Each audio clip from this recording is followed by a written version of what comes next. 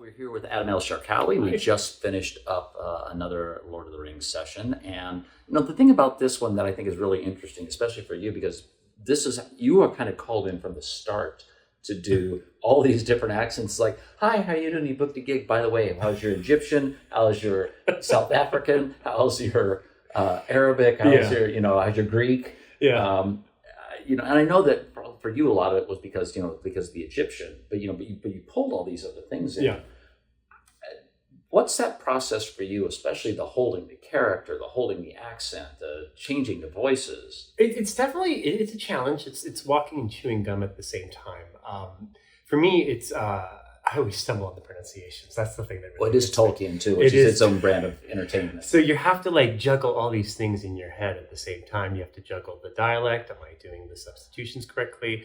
Am I driving the intention of what the line is? And am I pronouncing things correctly as I'm going through it? And oftentimes I find it's the pronunciations that are the roadblocks for me. That's interesting.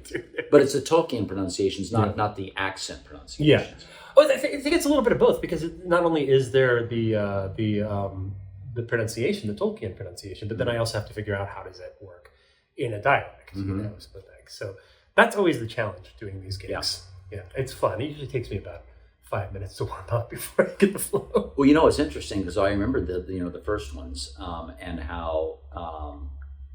So both Gillian and I were in those sessions, and we kind of, and not just with you, but with other people, we were splitting up the tasks. So in one, she might be directing, but then just as an example, but then I was kind of the accent master who was whispering in her ear, didn't have the E in that, or whatever.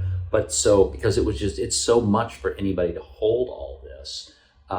But we're now kind of at the point, or you're now kind of at the point where we really didn't, a few words here and there, but for the most part, we just didn't really do that. Yeah.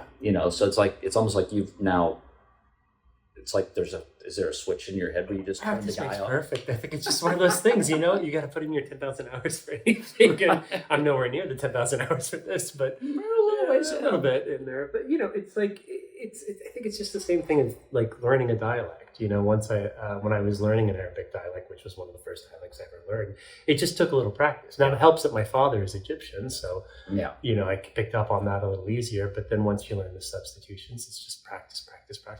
Do you actually hear your father in your head when you're going through things? All the time. All the time. Yeah, forever. Is that a good thing? It is a good thing. Depends on the scenario. Yeah. Nice. One other thing I wanted to ask you about is, especially in this one, because this doesn't happen in all of them, but so we had this whole set of generics, and we don't have to. It's it's kind of like, do you want to change the voices or not? But I think as game players, we all see some of these things, and we all know that there are. You hate it when you watch the game and that's the same person, So I think you like changing those voices up, but you're doing this on the fly, really. Here's a different guy. What's his thought? He's a scientist. Oh, how is that working in your head? I think it's just a matter of just trying to figure out who is this character, and then where does the voice live? Are they in the back of the throat? Are they a little more heady? Are they down in the chest? It's all about just kind of playing around in it, and we just figure it out in the moment. You and you're super helpful, by the way, in terms of figuring that out, because I think you just do this so often. It's very easy for you to pull these things on the fly, and then you kind of give me something, and then I'll run with that, and we just kind of figure it out in the moment. I think it's just Sybil was my grandmother. So you hear your dad, I hear Sybil. All right, everyone. Thank you very much. Adam, thanks. Yep. Thank you, man. Always good. Appreciate it. Thanks.